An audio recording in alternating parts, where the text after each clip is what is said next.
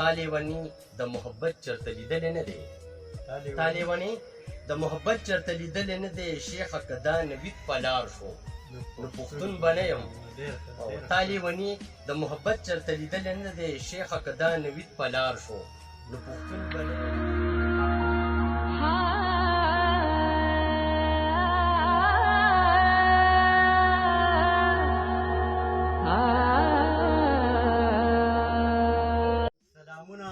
احترامات او نیکې پیرزوینې مې ومنئ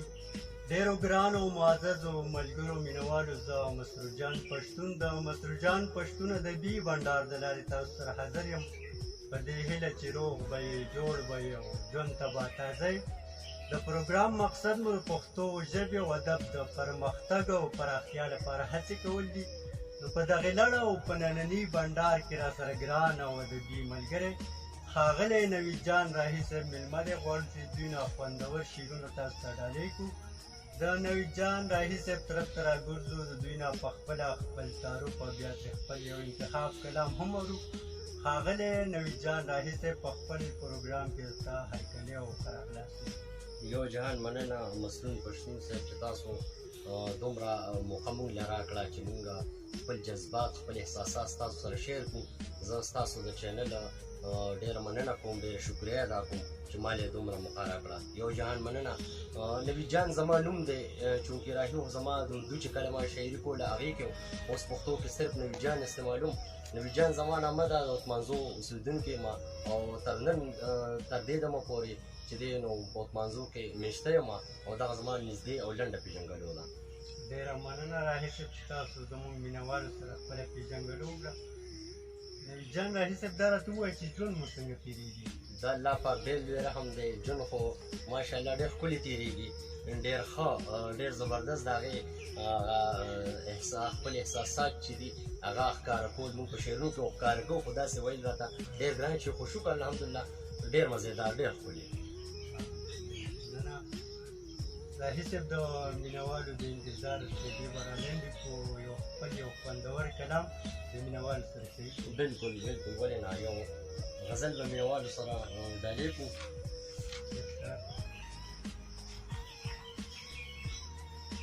لا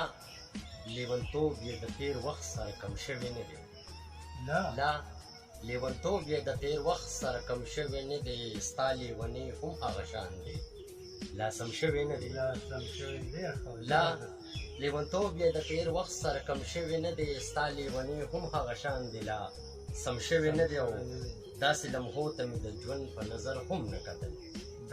مسرور صاحب داسې لمحو ته مې د ژوند په نظر هم نه کتل چې ستا کمې زما په سترګو کې نم شوی نه دی داسې لمحو ته مې د ژوند په نظر هم نه کتل چې ستا کمې زما په سترګو کې نم شوی نه دی او د مور دعا رانه تو کړې بند په بند غېږه ده د مور دعا رانه تو کړې بند په بند غېږه ده ګنې والله چې په ما کم یو ستم شوی نه دی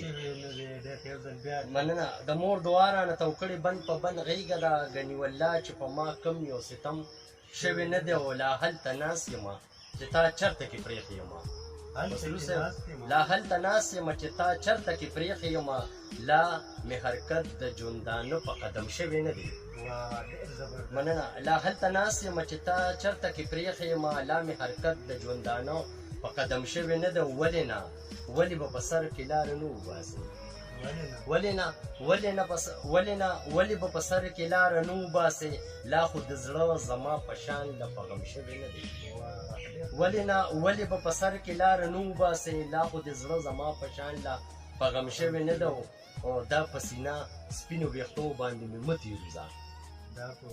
دا په سینه سپینو ویښتو باندې مې مه تېروځه لیونې مینې د زړه زور مې ختم شوی نه دی دا په سینه سپینو ویښتو باندې مې مه تېروځه لیونې مینې د زړه زور مې ختم شوی نه دی د محبت زخم د سوی خو به کوي نوي ده د محبت زخم د سوی خو به کوي نوي ده چې د جانان ټکور نظر باندې دم شوی نه دی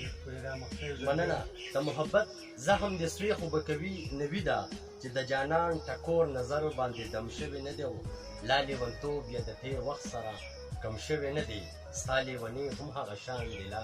سم شوی نه دی مننه ډېر زبردست کلام و رحیل صاحب. مننه رحیل صاحب دا راته ووایه چې د کومو ادبي ټولنو سره تعلق لرئ او ادبي زده کړې مو د چا نه کوي؟ زه خو زمونږ چې خپله کومه ادبي ټولنه مانځو یتیم پښتو ادبي ټولنه شوه او مانځو یې پښتو ادبي ټولنه چې پښتون کور ادبي ټولنه چې کومه ده هغوی سره زما ناسته پاسته د دې نه علاوه چې کوم ځای کې مشاعره وي او وخت او حالات اجازت راکوي نو هغې له ځو هغوی سره ناسته کوو رسوا پښتو ادبي ټولنه شوه داسې ډېرې ټولنې هغوی سره زموږ ناسته پاسته کېږي او زده کړه چې دا نو ما زیاتره د اردو د شاعرانو نه کړې ده خو د اردو د شاعرانو نه پس چې کله پښتو ته راغلم نو محمد علي صاحب چې بلي بابا مشهورتیا لري او پای مقبول دی نو هغه زما استاد دی د هغې نه علاوه هر یو ادبي ملګری چې دی چې لیک کوي هغه زما استاد دی د هغه لیک ته زه ګورم د هغې نه زده کړه کوم او هر یو شاعر هر یو ادب ذوق انسان هغه زما استاد دی. دا راته ووایه چې تاسو په مخ کې د اردو شعرونه لیکل د هغې نه پس د پښتو ادب کې داسې د چا نه متاثره شوه چې بیا هم پښتو شعرونه شروع کړه او داسې اوس فلحال او لو ژوندو کې کوم شاعر مو ډېر خوښېږي؟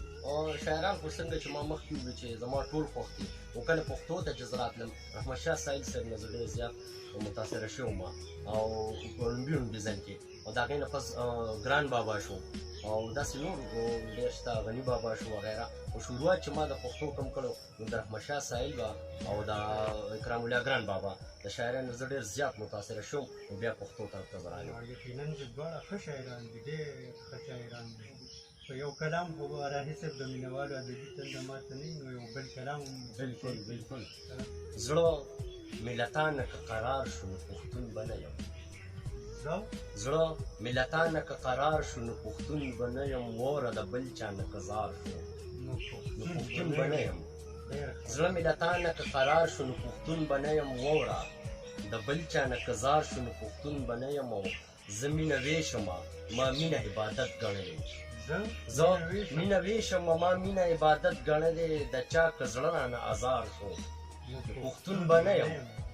زه مینه ویشمه ما مینه عبادت ګڼلې د چا که زړه رانه ازار شو